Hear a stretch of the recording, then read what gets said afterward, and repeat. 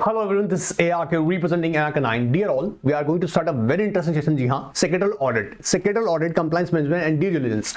जिस बुक को हम समझने वाले हैं, याद रखिएगा, ऑफ कोर्स मैं बहुत प्रैक्टिकल एग्जांपल के साथ में पूरा बुक कवर करूंगा. चैप्टर फर्स्ट में यहाँ बात करने वाला हूँ. जी हाँ, ये बुक जो है हम लोग दो पार्ट में पढ़ने वाले हैं. जी हाँ, दो पार्ट का मतलब यहाँ एक पार्ट जो पढ़ेंगे कंप्लायंस मैनेजमेंट में और सेकंड जो पार्ट पढ़ेंगे वो हम लोग सेक्रेटरियल ऑडिट एंड डीडी को पढ़ेंगे. सो अगर हम बात करेंगे जब कंप्लायंस मैनेजमेंट की, ऑलमोस्ट हमें लगेगा लगभग 7 चैप्टर्स पार्ट फर्स्ट में पढ़ने पड़ेंगे.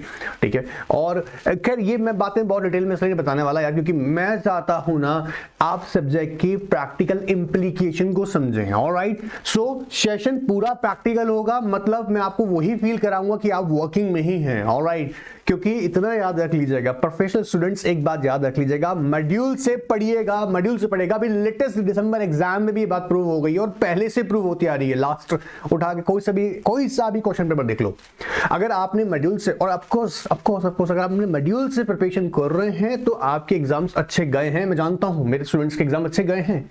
और जो स्टूडेंट्स किसी के नोट्स पढ़ रहे हैं, मुझे कोई प्रॉब्लम नहीं है, आप नोट्स पढ़िएगा. अगर नोट्स आपको लगता है वो सिलेबस थॉरोली कवर कर रहे हैं, कोई प्रॉब्लम नहीं है. लेकिन इतना वक्त ना लास्ट में नहीं होता है चेक करने का क्या थॉरोली कवर किया है नहीं किया है.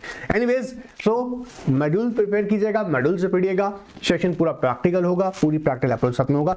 और क्योंकि पहली ये न्यूज जो आपके सामने स्क्रीन पे शो हो रही है, क्या स्क्रीन पे देखो ना, एक बार देखो, समझो, पहला स्क्रीन देखो. टाइम्स ऑफ इंडिया ने बताया कि NSC slaps fine on over 250 companies for non-compliance with the listing regulations. जी हाँ, लिस्टिंग रेगुलेशन का रेगुलेशन नंबर 17, जी हाँ, LODR का रेगुलेशन 17 की नॉन कंप्लायंस की वजह से, जी हाँ, क्या कह रहा हूं, रेगुलेशन 17 की नॉन कंप्लायंस की वजह से ओवर 215 कंपनीज, 250 कंपनीज के ऊपर एनएससी ने, ये 2019 की खबर है. जी हाँ, ये जो न्यूज है 2019 की है.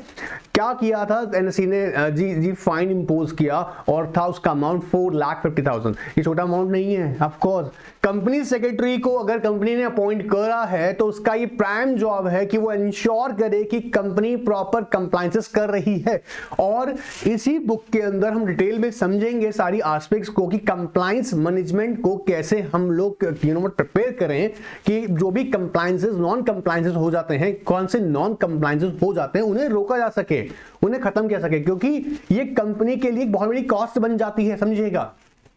और इस चैप्टर के अंदर जैसे मैं बताऊंगा, जैसे देखो यहाँ पे, देखो अभी सिप्नोसिस पढ़ के देखो, as many as 31 companies in the list are liable to pay fine rupees 4,50,000. याद रखिएगा, सेशन को डिटेल में समझना बहुत जरूरी है.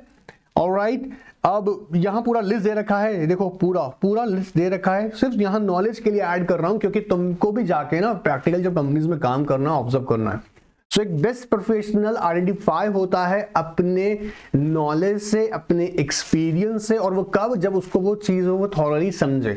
तो अगर कोई शॉर्टकट की है कहीं पढ़ने की तो वहीं पढ़ना, यहां मत पढ़ना. यहां तो मैं पक्का इंश्योर कर रहा हूं, ये एग्जाम तो मैं आपका अच्छा करा के ही रहूंगा और कराते ही आ रहा हूं, लेकिन नॉलेज भी मैं आपको बताऊंगा एक्चुअली कैसे हो रहा है सब चीजें. ठीक है, सो सिर्फ बुकिश बातें नहीं करेंगे. आइएगा हमारे चैप्टर पे आते हैं. हमारा chapter number first, secretarial audit, compliance management and due diligence में से हम लोग बात कर रहे हैं यहां पर. जी हाँ, कंप्लायंस मैनेजमेंट चैप्टर फर्स्ट, जो कि बात करता है कंप्लायंस फ्रेमवर्क की. कंप्लायंस फ्रेमवर्क के लिए ना, बहुत ध्यान सुनना, कंप्लायंस फ्रेमवर्क के लिए ना 3 एसेंशियल चीजें चाहिए.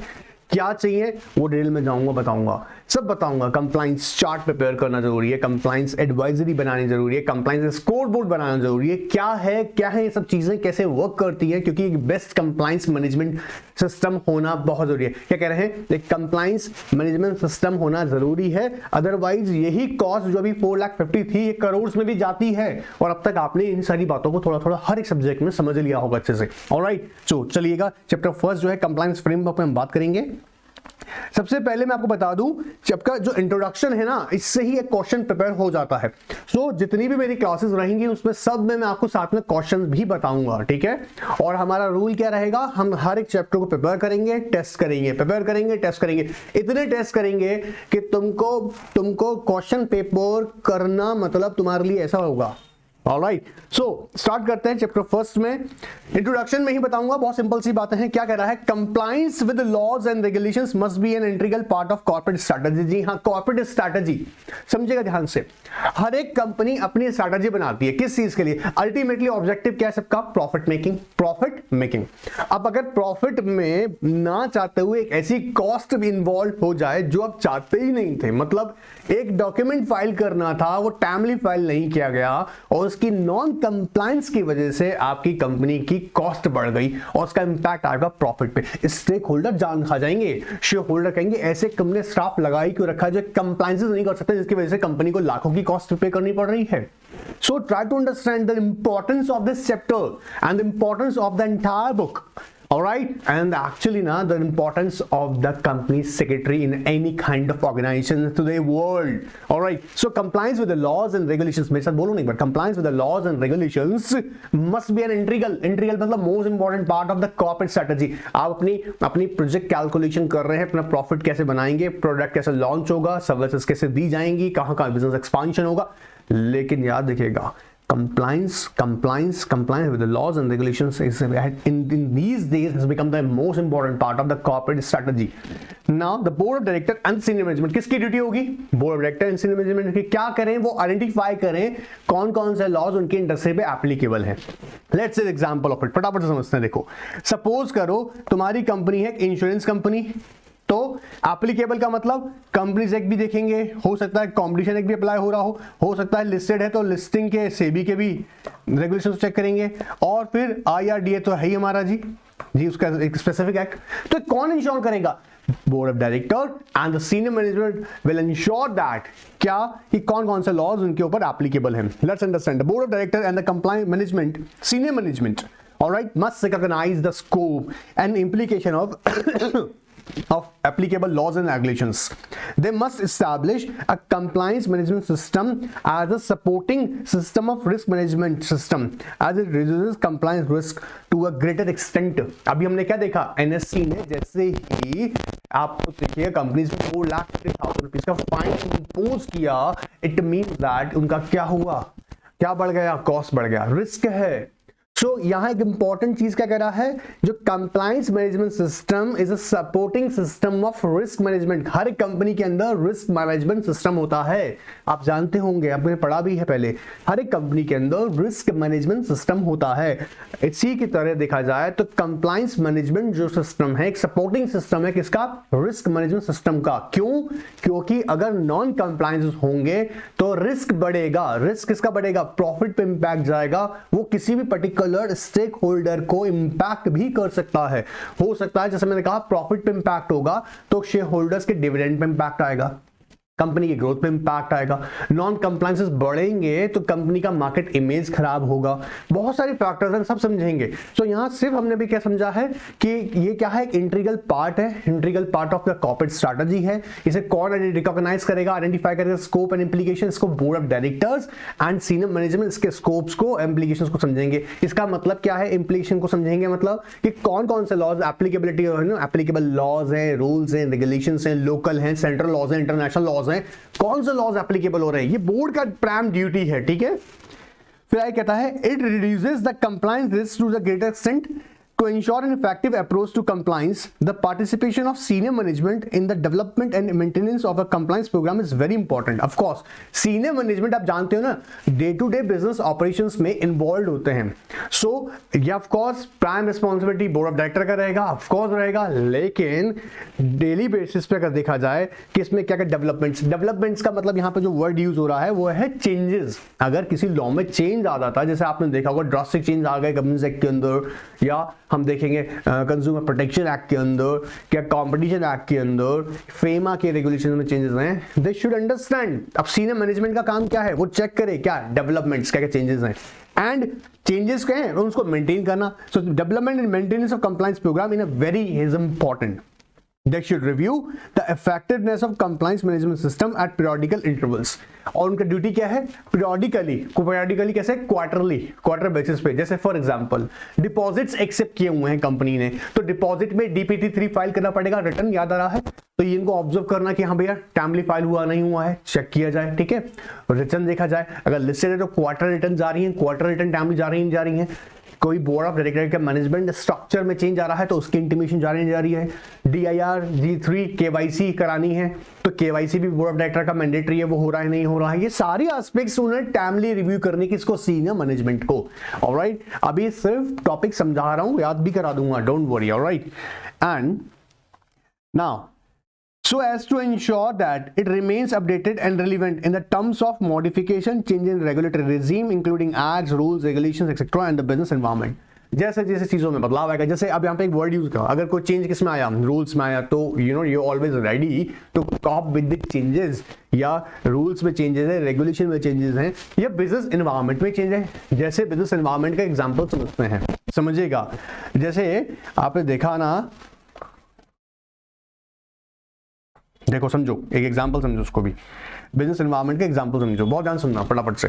बिजनेस एनवायरनमेंट आज की डेट में देखा जाए तो हर एक फेजेस में चेंज है। जैसे अगर देखा होगा, आपने देखा फ्यूल बेस्ड गाड़ियों को अब एथेनॉल से चला जाएगा। जी हाँ, मतलब अब फ्यूल हम लोग कैसे प्रोड्यूस करेंगे, एथेनॉल से। इलेक्ट्रिसिटी की जरूरत, जी हाँ, इलेक्ट्रिक कार्स इंट्रोड्यूस की जा रही हैं। तो क्या हो रहा है, एनवायरनमेंट, बिजनेस एनवायरनमेंट चेंजेस। तो ये चेंजेस के साथ भी अडॉप्ट करना भी जरूरी है। तो क्या कह रहे हैं यहाँ पर, हमने अब तक क्या सीखा है, बहुत ध्यान से सोच के देखिएगा कि जो कंप्लायंस मैनेजमेंट है, it's an integral part of any corporate strategy. हाँ, जब भी board of director corporate strategy design करेगा, उसके लिए इंश्योर करेगा उसका कंप्लायंस सिस्टम क्या होगा, ठीक है, कंप्लायंस मैनेजमेंट सिस्टम इसको एस्टैब्लिश करना होगा। और यही कंप्लायंस मैनेजमेंट सिस्टम जो है वो एक सपोर्टिंग सिस्टम होता है, किसके लिए, रिस्क मैनेजमेंट सिस्टम का। ये भी हमको याद रहेगा। इसे कौन आइडेंटिफाई करता है, कौन कौन से लॉज होंगे एप्लीकेबल, ये बोर्ड ऑफ डायरेक्टर और सीनियर मैनेजमेंट डिसाइड करता है। सीनियर मैनेजमेंट साथ के साथ में इसमें होने वाले डेवलपमेंट्स को रखेगा, मेंटेन भी करता है, क्योंकि जो भी चेंजेस आएंगे उनको, और चेंजेस किसके अंदर, रूल्स है, रेगुलेशंस हैं, बिजनेस एनवायरनमेंट में चेंजेस हैं, उन्हें भी कॉप विद द चेंज करना, मतलब उनके साथ चेंजेस को कंपाइल करना। ऑलराइट सर, अब देखो बताऊं तुमको मैं एक मजे की बात है, कई बार क्वेश्चन ऐसे बन जाता है स्ट्रेट हो गए।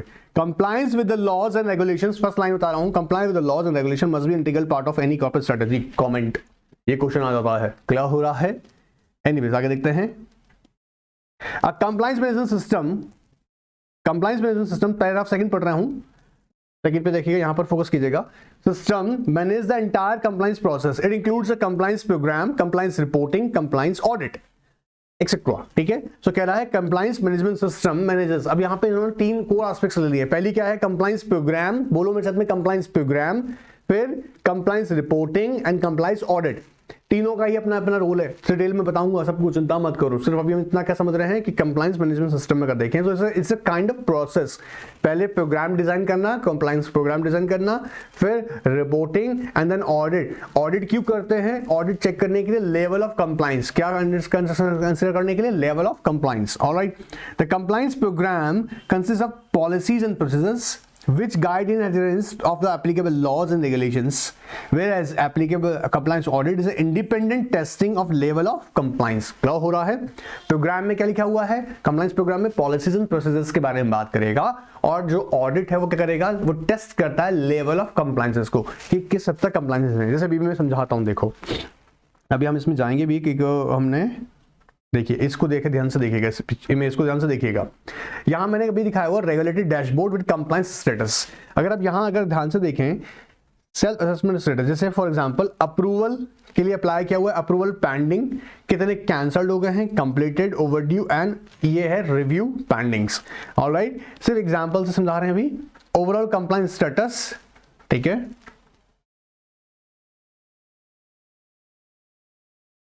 ओवरऑल कंप्लायंस स्टेटस मतलब ये एक डैशबोर्ड है। डैशबोर्ड भी अभी हम समझेंगे आगे डिटेल में, ठीक है। इसके थ्रू क्या हो रहा है, आप जज कर पा रहे हैं, इमीडिएटली जज कर पा रहे हैं यहाँ पर कि क्या कंप्लायंस स्टेटस है। अच्छा, जब ऑडिट भी कंडक्ट किया जाता है तो ऑडिट के थ्रू क्या पता लगता है कि लेवल ऑफ कंप्लायंसेस के कौन कौन से नॉन कंप्लायंस अभी तक हो गए हैं या हो गए, जिनकी डेट से निकल गई है। तो अभी क्या देख रहे हैं यहाँ पर, compliance programme which talk about, compliance programme talk about policies and procedures, and अगर ऑडिट भी करेंगे तो ऑडिट के का बात करेगा जहां लेवल ऑफ टेस्ट करेगा लेवल ऑफ कंप्लायंसेस को। Alright, now the last paragraph को रीड करते हैं फटाफट से। Corporate compliance management involves a full process of research analysis as well as investigation and evaluation. such as an exercise is undertaken in order to determine the potential issues and get a realistic view about how the entity is performing, note कीजिए इस बात को, and how it's likely to perform in future. Company secretary with the core competence in the compliance management, अब देखो कोई हमारा question ये बन जाता है, with a core competence in the compliance management and the corporate governance plays a crucial role in the corporate compliance management. Comment, इसके role को याद रखिएगा, यहाँ से क्वेश्चन हो सकता है, रोल मैं आगे बताऊंगा अभी कि किस तरह से इसके रोल को डिफाइन किया गया हुआ, ठीक है। सो जब क्वेश्चन आएगा हमारा compliance, corporate compliance framework, it consist with 3 important aspects. First is compliance chart, बोलिएगा कंप्लायंस चार्ट, सेकंड बोलिएगा compliance advisory, and third is compliance score card, ठीक है। जब हम बात करते हैं कंप्लायंस चार्ट का, तो इसका फोकस कहां जाता है कि कौन कौन से लॉज एप्लीकेबल हैं, रूल्स एप्लीकेबल हैं, रेगुलेशंस एप्लीकेबल हैं, उनको हम एक प्रोसेस के थ्रू, मतलब एक हम लोग डिजाइन कर लेंगे। देखो, mention the applicable laws, compliance chart talk about applicable laws relating to business operations। जैसा भी हमने एग्जांपल लिया, अब सपोज अगर आप सोच से देखिएगा, आपकी कंपनी एक टेलीकम्युनिकेशन कंपनी है, तो आपको पता होगा कि आपको ट्राई के साथ अप्लाई करना होगा। ऑफ कोर्स अब कोई कंपनी है तो कंपनीज एक्ट अप्लाई होगा। इसके अलावा साथ के साथ हम ध्यान रखेंगे क्या क्या, कि सर ये भी तो हो सकता है कंपनी की कंप्लायंसेस कंपनी के तो होने ही होने हैं, लिस्टेड है तो सेबी के रेगुलेशंस को भी ऑब्जर्व कीजिएगा।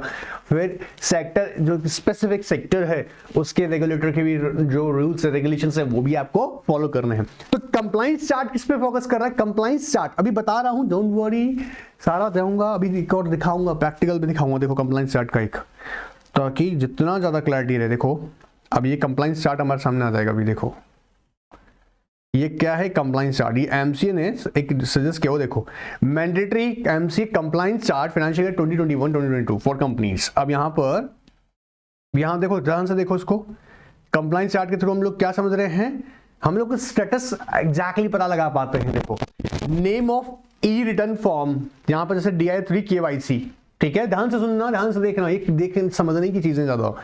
पर्पस ऑफ ई फॉर्म क्या है? Any person having done as on 31 March is required to file DI3, ठीक है।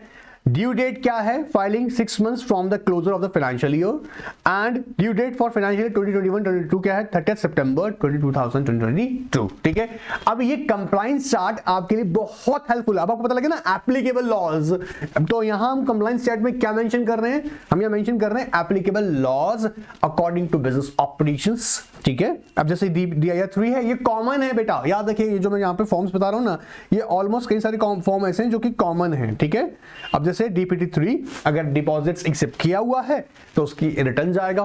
तो यहाँ पर देखो कंप्लायंस चार्ट के थ्रू हमने क्या दिखा, annual return of deposits and exempted deposits 3 months from the closure of the financial year. यहाँ तो हमने लॉ देखा, इस वाले केस में देखेंगे लॉ देख रहे हैं, ठीक है। और यहाँ इसकी ड्यू डेट दे रखी है फॉर फाइनेंशियल ईयर 2021-2022, क्लियर एकदम। सो ये सब प्रैक्टिकल चीजें समझाएंगे, ठीक है।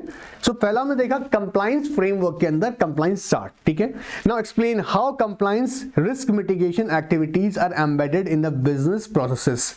कंप्लायंस रिस्क मिटिगेशन, यहां पर रिस्क तो बहुत सारा होता है, हम समझे हुए हैं, पहले हमने समझा हुआ रिस्क तो बहुत सारे हैं, बट यहां रिस्क कौन सा रिस्क है? Non compliance risk. तो उसके लिए जब आपके सामने सोच के देखिएगा, ये जब चार्ट आपके सामने खड़ा होगा, ये रखा होगा, और आप सिंसियरली एग्जामिन कर सकते हैं कि इसका लास्ट ड्यू डेट, जैसे मैंने कहा DPT3 का लास्ट डेट यहां पे दे रखा है 30 जून 2022, तो कंप्लायंसेस करना इजी रहेगा, रिमाइंडर रहेगा। दूसरी इंपॉर्टेंट बात क्या रहेगी? नॉन कंप्लायंस होने से बचेंगे, और नॉन कंप्लायंसेस नहीं होंगे तो अल्टीमेटली याद रखिएगा आपको फाइन पे नहीं करना पड़ेगा, कंपनी पे उसका कॉस्ट नहीं आएगा। अच्छा, सिर्फ फाइन की बात होती तो कोई दिक्कत नहीं थी ना, चलो बहुत बड़ा कंपनी, बहुत पैसे वाला कंपनी, कंपनी फाइन भी दे देता है, कोई दिक्कत नहीं है, लेकिन मार्केट में इमेज खराब हो जाता है, ठीक है, रेगुलेटर के सामने इमेज खराब हो जाता है, कस्टमर्स का, आपके क्लाइंट्स का, आपके इन्वेस्टर्स का, स्टेक होल्डर का फेथ हट जाता है आप लोगों से। आज बहुत सारा कंपनीज है मार्केट में, आप सोच के देखिएगा, किंगफिशर को ले लीजिएगा, नीरव मोदी के मैटर को ले लीजिएगा, सहारा ग्रुप को देख लीजिएगा, the number of companies in our country जिसकी इमेज बहुत ज्यादा डिस्ट्रॉय हो गई है। ऑलराइट, चलिएगा नेक्स्ट आता है कंप्लायंस एडवाइजरी। अब अगर लगता है कि हमने फाइंड आउट किया कि अरे इसमें कुछ गड़बड़ है, जैसे प्रोफेशनल्स होते हैं कंपनी में, जो मैनेजमेंट, सीनियर मैनेजमेंट होता है, वो क्या करता है? एडवाइजरी थ्रू इनका स्टेटस एग्जामिन करता है, किसका? कंप्लायंसेस का, उसके अकॉर्डिंग वो एडवाइस देता है। कहता है mention of advice on the compliances of the applicable laws, effect of non compliances तो इजी हो जाएगा फाइंड आउट करना कि क्या इफेक्ट होगा किसका, नॉन कंप्लायंसेस का क्या इफेक्ट हो सकता है। इसलिए उसके लिए क्या करेंगे कि हम यहां पर चेक करेंगे क्या, advice on the compliances of applicable laws, advice on the compliance of course, क्योंकि उसका कॉन्सिक्वेंसेस क्या हो सकता है।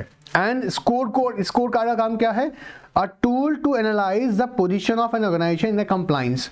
तो स्कोर कार्ड का मतलब यहाँ पे क्या है, जैसे अभी हमने एग्जांपल यहाँ कोड किया था, इसके थ्रू आप ध्यान से देखें, ये क्या एक तरीके का ओवरऑल कंप्लायंस स्टेटस का मतलब यहाँ पे क्या है, स्कोर कार्ड से क्या डिफाइन हो रहा है यहाँ पे कि कंपनी का कंप्लायंस स्टेटस आज का डेट में क्या है, कंप्लायंस लेवल क्या है, इसे स्कोर कार्ड। ऑलराइट, चलिएगा। सो यहां पे हम देखेंगे कंप्लायंस फ्रेमवर्क कंसिस्ट ऑफ 3 की कंपोनेंट्स, एग्जाम में आ सकता है। 3 कौन कौन से कंपोनेंट्स हैं, first one is compliance chart, बोलेगा compliance advisory, and third one is compliance score card. Compliance chart is a vital part of the framework. It provides an overview of applicable local, state, central, international laws, regulations, standard relating to the business operations.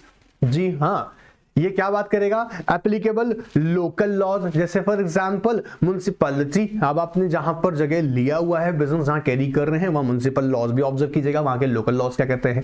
फिर state laws, जैसे for example water, जितने भी हम pollution act को लेते हैं ना, तो जनरली जैसे वाटर का हो गया, एयर हो गया, रिलेटेड हो गया, ठीक है, हम just give you some examples, ठीक है। और देखेंगे सेंट्रल लेवल पे, जैसे वो टैक्स लायबिलिटीज आपकी हैं, ठीक है, कंपटीशन कमीशन जैसे एक्ट्स को हम देखेंगे, कंपटीशन एक्ट को देखेंगे हम लोग, टैक्स लॉज को देखेंगे हम लोग, ठीक है, कंपनीज एक्ट की हम बात कर रहे हैं। ऐसे ही इंटरनेशनल लॉज, फॉर एग्जांपल अगर आपकी कंपनी किसी कंट्री के साथ बिजनेस कर रही है, कोई और कंट्री है, तो इंटरनेशनल लॉज क्या है यहाँ पर, ऑफ कोर्स जो है उनके हम एप्लीकेबिलिटी की बात करेंगे। कंप्लायंस चार्ट एक्चुअली आपको हेल्प कर रहा है इस बात को आइडेंटिफाई करने में कि आपकी बिजनेस ऑपरेशन के अकॉर्डिंग, आपके बिजनेस ऑपरेशन के अकॉर्डिंग आप पे कौन कौन से लॉज एप्लीकेबल हो रहे हैं, ठीक है ना। Further the compliance chart also outline how compliance risk mitigation activities are embedded in the business process.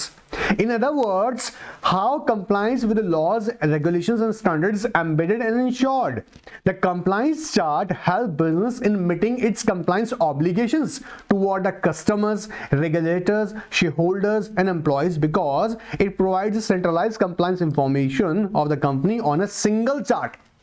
तो अगर हम सिंपल वर्ड में कहें तो compliance obligation towards to whom, customers की तरफ, कंपनी के एम्प्लॉइज हैं, रेगुलेटर्स हैं, कंपनी के शेयर होल्डर्स हैं, ठीक है। और कंप्लायंस चार्ट के थ्रू आप क्या करते हैं, एक ही सिंगल प्लेटफॉर्म पर सारे कंप्लायंसेस यहाँ जिनके आपके स्टेक होल्डर तरफ बनते हैं ऑब्लिगेशंस, कंप्लायंस ऑब्लिगेशंस, उसे आप इमीडिएटली एक एग्जामिन कर सकते हैं। और जब हम कंप्लायंस ऑब्लिगेशंस की बात करते हैं तो याद देखिएगा 2 तरीके के होते हैं, इंटरनल एंड एक्सटर्नल। अब इंटरनल कौन से होंगे, जैसे for example code of conduct है, जो कंपनी की खुद की पॉलिसीज हैं, कंपनी ने खुद ने बनाई हुई हैं। और एक्सटर्नल जैसे फॉर एग्जांपल कंपनी का वैलिड रजिस्ट्रेशन होना, कंपनी की टैक्स लायबिलिटी पे ऑफ कर रही है, कौन सी है, एक्सटर्नल कंप्लायंसेस ऑब्लिगेशंस, याद रहेगा। तो कंप्लायंस ऑब्लिगेशन भी किस तरीके के, 2 तरीके के हो जाएंगे, internal and external. Alright, compliance chart also reflects the key activities and compliance calendar which is to be followed and performed by a business unit to manage its compliance risk. तो क्या बताएगा, key activities and compliance calendar। अभी हमने यहां पर ध्यान से देखा था कि आपने ध्यान से दिया इधर, ये क्या था कि key activities जैसे DIR3, DPT3, MSMEs, Band 1, Band 2, ADT1, AOC4, MGT7, CRA4, I hope सारे फॉर्म्स देखे हुए हैं, बट अगर नहीं देखा है कोई बात नहीं, सब समझाऊंगा, पूरा बुक में ही डिटेल में डिस्कस करेंगे, ठीक है। अभी तो हम लोग सिर्फ अपने फोकस पे ला रहे हैं, टॉपिक पे फोकस कर रहे हैं अभी के। तो यहाँ पे ध्यान देखा, क्या देखा हमने यहाँ पर कि जो यहाँ ये जो कंप्लायंस चार्ट के थ्रू हम की एक्टिविटीज क्या है भैया, DPT3 फाइल करना है, अगर किया हुआ है तो DPT3 फाइल कीजिएगा, ठीक है। एंड कंप्लायंस कैलेंडर यहाँ क्योंकि यहाँ डेट बताया हुआ है विद ड्यू डेट, कब तक आपको उसको फाइल करना है। ऑलराइट, तो यहां देखिएगा, अब देखिए यहां पे जैसे आगे बताया हमको, a well design compliance framework has abilities to perform following की functions across every type of business organisation. अब ये क्या कह रहा है, हर एक बिजनेस ऑर्गेनाइजेशन पे अप्लाई होने वाले, जी हाँ, की फंक्शंस हैं क्या क्या, जैसे compliance dashboard, compliance policy and procedures, assess rules and regulations, compliance audit, quality management, compliance training and compliance task management. आइए फटाफट से वन बाय वन सबको पकड़ते हैं। तो पहला देखो यहाँ पे क्वेश्चन, ये भी एक छोटा सा बन सकता है, लेकिन एक और इंपॉर्टेंट क्वेश्चन है जिसके बाद में बताने वाला हूँ, बहुत इंपॉर्टेंट क्वेश्चन है, वो छोड़ना मत यार भूल के भी। A well-designed compliance framework has abilities to perform the following key functions। क्या क्या functions perform करेगा अभी देखते हैं। Key functions across every type of business organization, हर एक ऑर्गेनाइजेशन में। तो क्या क्या key functions होंगे, आओ अब एक अगर अच्छा आपने डिजाइन किया हुआ कंप्लायंस फ्रेमवर्क, तो ये क्या क्या की परफॉर्मेंस, जैसे कंप्लायंस डैशबोर्ड, वो कंप्लायंस डैशबोर्ड की फैसिलिटी आपको मिल जाएगी। जैसे हमारे इस एग्जांपल में क्या था, ये मैंने आपको जो दिखाया, regulatory dashboard with compliance status. तो डैशबोर्ड का मतलब यहां पर क्या है, एक ऐसा प्लेटफॉर्म जहां पर आपको ओवरऑल कंप्लायंसेस की डिटेल्स पता लग जाती है, और जिसको देखकर जो प्रोफेशनल्स हैं वो कंपनी के कंप्लायंस स्टेटस को जज कर पाते हैं। अब यहां पर हमारे टॉपिक में आइएगा, compliance dashboard. Compliance programme must provide a single enterprise wide dashboard for all users to track and trend compliance events. All compliance events should be easily viewed interactively through the enterprise compliance dashboard. Statutory auditor, internal auditor, compliance officer can use the dashboard to make the decision on the compliance status of the organization. तो compliance dashboard का use क्या किया जाता है, to understand or to get to know the compliance status of the organization। देखिए यहाँ पर क्या हो रहा है, जैसे मैंने कहा ओवरऑल कंप्लायंस। अब यहाँ पर अगर आपसे मैं कहूँ इसको चार्ट को आप जज करें, एग्जामिन करें, ठीक है, तो आप इमीडिएटली बता सकते हैं कि कंप्लायंस स्टेटस इस वक्त कंपनी का कैसा है। जैसे यहाँ पर जो सिग्नल्स डिफाइन किए जाते हैं ना, ये क्या देखिएगा, कंपनी खुद भी डिजाइन कर सकता है और ये एक सॉफ्टवेयर के थ्रू बनाए जा सकते हैं। कई कंपनी इसमें डील करती है, आप कंपनी से परचेज कर सकते हैं, खुद का भी बना सकते हैं। ऑलराइट, तो रेड सिग्नल का मतलब यहाँ पे इमीडिएटली क्या बता रहा है कि भैया आपकी नॉन कंप्लायंसेस ज्यादा हैं, ठीक है, आपको ऑब्जर्व करना होगा। इमीडिएटली कोई भी जज कर लेगा, चाहे वो स्टैट्यूटरी ऑडिटर है, कंप्लायंस ऑफिसर्स हैं, इंटरनल ऑडिटर है। ऑलराइट सर, फिर आता है कंप्लायंस पॉलिसी एंड प्रोसीजर। कह रहा है a well designed document management system forms the basis of managing the entire life cycle of the policy and procedures within an enterprise, ensuring that these policies and the procedures are in a conformity with the ever-changing rules and regulations in the critical requirements। अब यहाँ पर समझो, बहुत simple से word समझो उसको। Company policies and procedures बनाती है, ठीक है। अब वो पॉलिसी प्रोसीजर्स किसके अकॉर्डिंग होंगे, जो कि रूल्स एंड रेगुलेशंस हैं, जो लॉज हैं, एप्लीकेबल लॉज हैं। फॉर एग्जांपल कंपनी ने CSR पॉलिसी बनाया, ठीक है, कॉर्पोरेट सोशल रिस्पांसिबिलिटी पॉलिसी बनाया, ठीक है जी। अब मान लीजिएगा उसके अंदर पॉलिसीज के अंदर जैसे हमने देखा कि 2% हमको एक्सपेंड बोला है कि हम अपने एवरेज प्रॉफिट का इमीडिएट 3 प्रीसीडिंग फाइनेंशियल ईयर के एवरेज प्रॉफिट का 2%, जी हाँ, नेट प्रॉफिट का 2% हम स्पेंड करेंगे सीएसआर एक्टिविटी में। अब पता लगा कि नया लॉ आ गया, वो बोलता है 2 नहीं है 3% हो गया ये, ठीक है, 3% हो गया। तो क्या आपकी पॉलिसीज अभी भी 2 पे बनी होगी? नहीं, ऑफ कोर्स 3। तो कहीं ना कहीं आप देखिएगा कंप्लायंस फ्रेमवर्क के थ्रू जब आपने देखा कि आपकी जो पॉलिसीज एंड प्रोसीजर्स हैं उसमें भी हम चेंज करेंगे, क्योंकि हमने ये इमीडिएटली एग्जामिन कर लिया कि जो ऐसे ही कोई भी चेंजेस आ रहे हैं लॉज एंड रेगुलेशंस में, उसी के अकॉर्डिंग आपकी कंपनी की पॉलिसीज एंड प्रोसीजर्स में भी चेंजेस आएंगे। ऑलराइट, और देखते हैं cases rules and regulations. A well-designed compliance management solution must offer capabilities for organization to continuously stay in a sync with the changing rules and regulations. As soon as there are regulatory changes, various departments should be notified proactively through the email-based collaborations. Of course, अब जैसा various department का मतलब यहाँ पे हर किसी को नहीं बताना होता है, जो कंसर्न डिपार्टमेंट सिर्फ उसी को इंटीमेट जाएगा। जैसे फॉर एग्जांपल लीगल डिपार्टमेंट को इमीडिएटली इंटीमेशन मिल जाती है, ठीक है। या अगर हमने कहा जैसे मान लीजिएगा एक नया लॉ इंट्रोड्यूस हुआ है और वो जो लॉ है वो पोल्यूशन के ऊपर जी आया है, तो प्रोडक्शन डिपार्टमेंट में भी जी प्रोडक्शन मैनेजर को भी बताया जाएगा कि इमीडिएटली क्या क्या चेंजेस आपको करने होंगे, क्या नए डिवाइसेस या ऑफकोर्स पॉल्यूशन कंट्रोल डिवाइसेस को गवर्नमेंट ने मैंडेटरी कर दिया है तो वो आपको इंस्टॉल करानी है, कितने टाइम में करानी है, उसके टेस्टिंग कैसे होगी।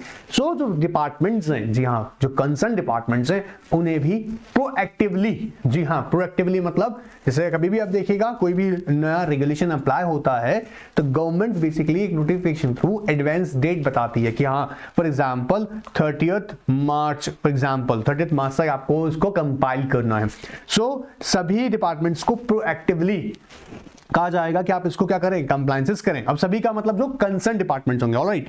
Then compliance audit, compliance audit का रोल क्या होता है, जैसे भी हमने डिस्कस किया, to get to know the status of compliances. देखो, now become the part of the enterprise core infrastructure. Internal audits, financial audits, external audits, vendor audits must be facilitated through the real-time system. Audits are no more an annual activity or corporation offer appropriate audit capabilities. Appropriate evidence of internal audits becomes critical in defending the compliance to regulations. Compliance to regulations. बड़ी interesting बात कही है ना। Compliance basically क्या है, एक cost है, हाँ, और गवर्नेंस जो है, यू नो व्हाट, अगर देखा जाए गवर्नेंस क्या है, it creates the value. Governance क्या करता है, वैल्यू क्रिएट करता है। तो वहीं कंप्लायंस का एक कॉस्ट की तरह आता है, ठीक है। और जब हम कंप्लायंस ऑडिट करते हैं तो बेसिकली हमें क्या पता लगता है कि सिर्फ यही ही नहीं है कि ऑडिट का काम क्या है कि भैया ठीक है एनुअली करना है, नहीं, ये एक तरीके का देखा जाए कॉन्टिन्यूअस टास्क बन जाता है। बात पकड़ में आ रहा है।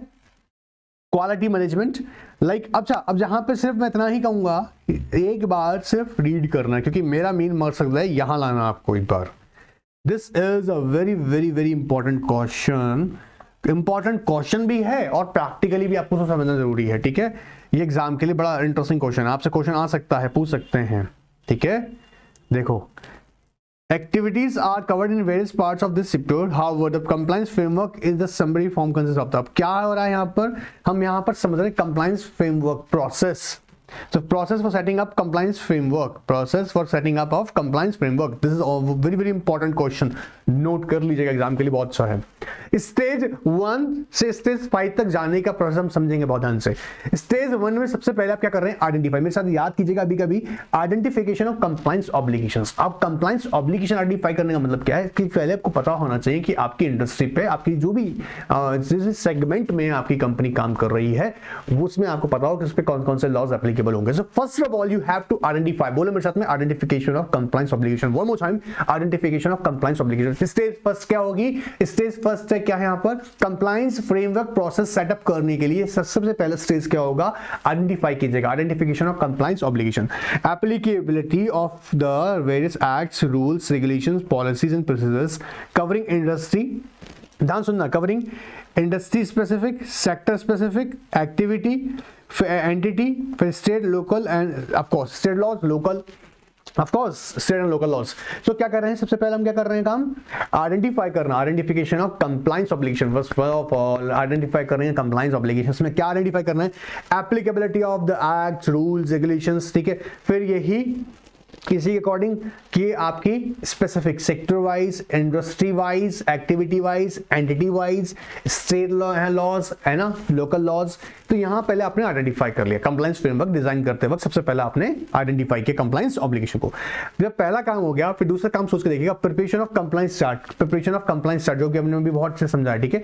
जब आपको ये पता लग गया तो आपके लिए क्या इजी रहेगा, कंप्लायंस चार्ट को फ्रेम करना इजी रहेगा। जैसे ये देखो यहाँ पर मैंने बना रखा है एमसी का, तो क्या होगा, जब आपने फर्स्ट ऑफ ऑल क्या आइडेंटिफाई कर लिया, आइडेंटिफिकेशन ऑफ कंप्लायंस ऑब्लिगेशन, आपने लॉज आइडेंटिफाई कर लिए कौन कौन से लॉज हैं, फिर आपकी इंडस्ट्री, आपकी एक्टिविटी, आपकी एंटिटी, आपका सेक्टर, ये आइडेंटिफाई हो गया। देन आपका प्रिपेयर करेंगे कंप्लायंस चार्ट। कंप्लायंस चार्ट आपके सामने है, देखो प्रैक्टिकली बना हुआ है ये, ठीक है। फिर नेक्स्ट स्टेप क्या है, setting up role and responsibilities of the senior management, legal department and compliance executive. The compliance chart prepare करेंगे, preparation of compliance chart, and then set out the role and responsibilities of the senior management and the department, legal department का duty क्या रहेगा, compliance executive. Alright, तो compliance chart के अंदर क्या करेंगे आप, role and responsibility set out करेंगे, किसका, मैनेजमेंट का, सीनियर मैनेजमेंट जो होगा, लीगल डिपार्टमेंट, कंप्लायंस एग्जीक्यूटिव। फिर थर्ड स्टेज देखो क्या आएगा, assessment of historical compliance status. जी हाँ, पहला जो अभी रहा है अब तक का, जैसे मैंने यहाँ पर एक डैशबोर्ड समझा रखा है आपको, तो डैशबोर्ड के थ्रू आप क्या एग्जामिन कर सकते हैं, प्रेजेंट में ही और पास्ट में भी जो आपका स्टेटस रहा है, देखिएगा। तो थर्ड स्टेज क्या है, असेसमेंट ऑफ हिस्टोरिकल कंप्लायंस, ठीक है, status, assessment of file, report, return statements, internal auditor, independent agencies and regulator.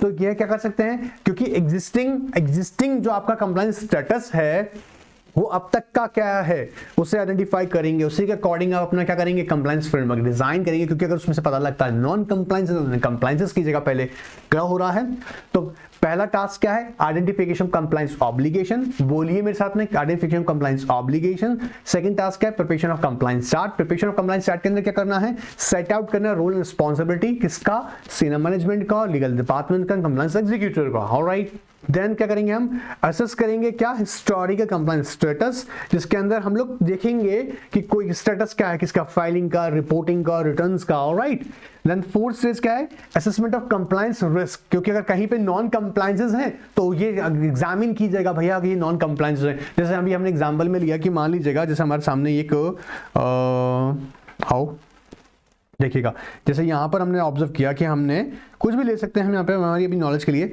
ठीक है। Appointment of auditor ADT 1 file करना था, बट आपने अगर फाइल नहीं किया है, ठीक है, तो ये बहुत ध्यान रखना पड़ेगा। क्योंकि क्या होगा, ये नॉन कंप्लायंस है, ड्यू डेट से तक नहीं किए। तो सो स्टेज 4 क्या करिए, assessment of compliance risk, identification of the possible situation of non-compliance and development of strategy for risk mitigation, risk monitoring and risk reporting।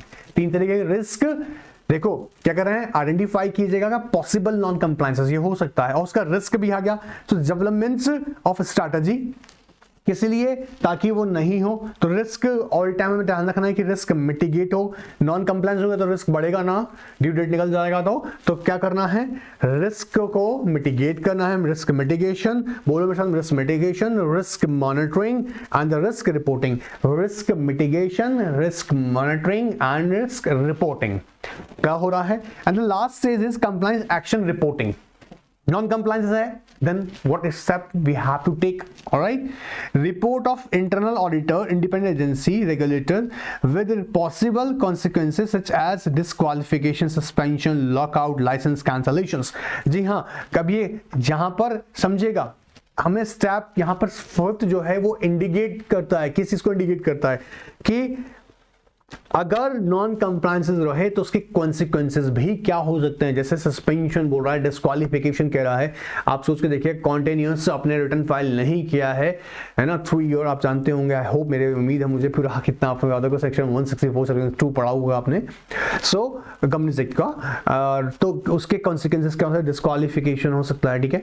Even consequences क्या हो सकते हैं, सस्पेंशन हो सकता है, लॉकआउट हो सकता है, कैंसलेशन हो सकता है। So these are some examples which are defined in the stage 5th which talk about your compliance and action reporting। अब ये एग्जाम में एक बहुत प्रोबेबल क्वेश्चन हुआ है। एग्जाम के अलावा अगर आप किसी भी कंपनी में जब जॉब करेंगे या फर्म के साथ काम करेंगे तो आपको अपने क्लाइंट्स के लिए बेसिस आपको एग्जामिन करने होंगे। ऑलराइट, आपको पता होना चाहिए एटलीस्ट 5 स्टेजेस क्या आने चाहिए। First one is compliance, identification compliance obligation. Second बोलिएगा मेरे साथ में, प्रिपरेशन ऑफ कंप्लायंस चार्ट बोलते जाइएगा। और थर्ड देखिएगा assessment of historical compliance status. Fourth देखिएगा assessment of compliance risk and the last one is compliance action reporting. Compliance action reporting, I hope clear होगा। अब कहीं ना कहीं एक छोटा सा क्वेश्चन ये भी है, प्रिपरेशन ऑफ कंप्लायंस चार्ट। सो यहां पर ये सिर्फ रीड करना एक बार आप लोग, ठीक है। मैं चाहूंगा जैसे ये बात, क्योंकि वहां रिपीट कर रहा है इसलिए मैं रीड ही करा रहा हूं, क्योंकि अभी जो हमने ऊपर पढ़ा पैराग्राफ ऑलमोस्ट सारी बातें वही रिपीट हो रही है। बट जैसे हमने कंप्लायंस चार्ट जब चार्ट बनाते हैं, अभी हमने जैसे पीछे देखा था, प्रैक्टिकली हम देखते आ रहे हैं जब से कंप्लायंस चार्ट के बारे में, ठीक है। देखिएगा हम लोग जो पढ़ते आ रहे हैं यहाँ पर हम ये देखते आ रहे हैं कंप्लायंस चार्ट के बारे में। तो ये जब सब चीजें हैं यहाँ पर हम वही कवर कर रहे हैं। जैसे compliance chart is prepared by considering the following activities, जैसे identification of compliance under the applicable laws, rules and regulation. सबसे पहले आप क्या देखेंगे चार्ट बनाने के लिए, जब कंप्लायंस चार्ट बनाएंगे आइडेंटिफाई करेंगे applicable laws, rules and regulations. फिर है risk assessment and risk mitigation, compliance monitoring and compliance reporting. अभी हमने ऊपर यही पढ़ा था, ठीक है। आपको ध्यान से देखिएगा, जब हम यहाँ पे बना रहे थे, डिस्कस कर रहे थे, हम इसी एस्पेक्ट्स को कवर कर रहे थे। तो सबसे पहले क्या करा, आइडेंटिफाई किया हमने लॉस को कंप्लायंस चार्ट बनाने के लिए। ये फैक्टर्स हैं कुछ, ये फैक्टर्स हैं जब आप कंप्लायंस चार्ट बनाएंगे तो ध्यान रखेंगे। क्या, identify compliance of under applicable laws. फिर हम देखेंगे risk assessment, risk mitigation, risk compliance monitoring and compliance reporting. Sir अब सर ये रिस्क मिटिगेशन, क्योंकि उसी के अकॉर्डिंग, जी हाँ, नॉन कंप्लायंसेस होंगे तो उसे कंट्रोल करने के लिए कैसे रिस्क मिटिगेशन, तो मतलब हम ये देखना होगा उसका लास्ट ड्यू डेट कब तक का है और उसे कब तक फाइल करना जरूरी है, ठीक है। एंड ऑलराइट, ठीक है, सिर्फ रीड करने वाला एरिया है। अब यहां पर आओ, देखो ये भी एक इंपॉर्टेंट क्वेश्चन है, आपसे एग्जाम में पूछ सकते हैं कंटेंट्स ऑफ कंप्लायंस चार्ट, क्या क्या कंटेंट्स होंगे। ठीक है, क्वेश्चन आ सकता है compliance chart of any company must contain the complete information compliance dashboard which provide a detailed compliance procedure to the compliance executor. This information includes क्या क्या चीजें कवर की जाएंगी, जैसे reference to the key compliance related laws, regulations, industry standards, compliance related policies and standards of the company.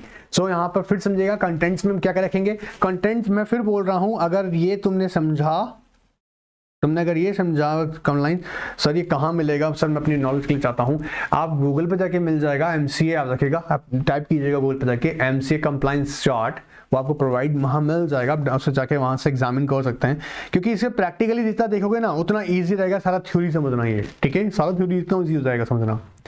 So compliance chart बनाने के लिए content क्या क्या है, सबसे पहला reference to the key compliance related laws, reference to the key compliance related laws. दूसरा क्या रहा है, concise statement that capture the relevant internal and external compliance obligations and risks arising from those obligations. मतलब अगर नहीं file किया, जैसे हमने क्या देखिएगा यहां पर क्या है, ये डिफाइन कर रहा है क्या, कंसाइज स्टेटमेंट, बहुत डिटेल नहीं बता रखा है, यहाँ सेक्शंस भी रेफर किए हुए हैं, DI3 DPD3, यहाँ फॉर्म रेफरेंसेस दी हुई हैं। सो कंसाइज स्टेटमेंट जो कि इंटरनल और एक्सटर्नल आपके कंप्लायंस ऑब्लिगेशन को डिफाइन कर रहा है, प्लस उसके साथ में रिस्क क्या इन्वॉल्व है। ऑलराइट, सो सेकंड हम देखेंगे पॉइंट, फर्स्ट पॉइंट क्या रहा हमारा, रेफरेंस टू की कंपोनेंट्स, की कंप्लायंस रिलेटेड टू लॉज, की कंप्लायंस रिलेटेड टू लॉज। ठीक है, फिर सेकंड क्या देख रहे हैं हम लोग कि कंसाइज स्टेटमेंट है जो क्या बात कर रहा है, बेसिकली बता रहा है relevant internal and external compliance obligations. Third आ रहा है point inherent and manage risk level. आप देखो हमने डैशबोर्ड में भी इस चीज को समझा था यहां पर कि जो है कंप्लायंस रिस्क जो इन्वॉल्व होगा नॉन कंप्लायंस का ना। ऑलराइट, तो यहां पर देखोगे inherent and manage risk level, critical है, high, medium, low of identified obligations. जैसे अब जैसे हाई का मतलब और समझो कि पेनल्टी का अमाउंट प्लस इम्प्रिजनमेंट भी है, कोई नॉन कंप्लायंस इस तरीके का है। ठीक है, सो ये क्रिटिकल इन नेचर हो गया, कंपनी की रेपुटेशन खराब हो सकती है, कंपनी की वाइंड अप ऑर्डर पास हो सकता है, तो किस नेचर का है। So inherent and managed risk level, point third clear है। पॉइंट फर्स्ट क्या रखा था, reference to the key compliance related laws, key focus पे फोकस कीजिएगा वर्ड पे, key compliance related laws. Second था कंसाइज स्टेटमेंट, कंसाइज स्टेटमेंट किसके लिए बताया था, जैसे यहां पे हमने देखा था रिलेवेंट जो भी आपके internal and external compliance obligations हैं और रिस्क इन्वॉल्व है। फिर इनहेरेंट एंड रिस्क, जी हाँ, मैनेज रिस्क लेवल, मैनेज कीजिएगा रिस्क लेवल, मैनेज कीजिएगा रिस्क लेवल, किसी भी लेवल पे हो सकता है, क्रिटिकल हो सकता है, हाई होता है, medium, low. Alright, now the business processes or people to which the compliance obligation are linked or on which they have an impact। जी हाँ, किससे लिंक जो किसके इम्पैक्ट जाएगा, जैसे फॉर एग्जांपल आपने डिपॉजिट्स एक्सेप्ट किया हुआ है पब्लिक से आपकी कंपनी ने, और वो डिपॉजिट्स की रिटर्न फाइल नहीं कर रही है, तो कहीं ना कहीं उसका इम्पैक्ट किस पे जाएगा, डिपॉजिट्स पे जाएगा।